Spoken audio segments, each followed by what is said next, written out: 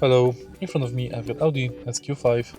In this video I'll show you how to manage sunroof.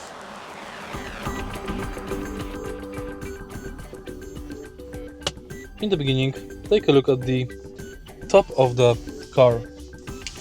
Right here we've got the sunroof. To manage it, push buttons located on this panel.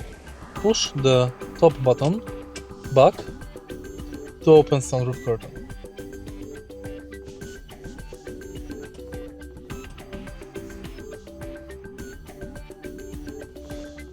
Now push the bottom button up to open sunroof.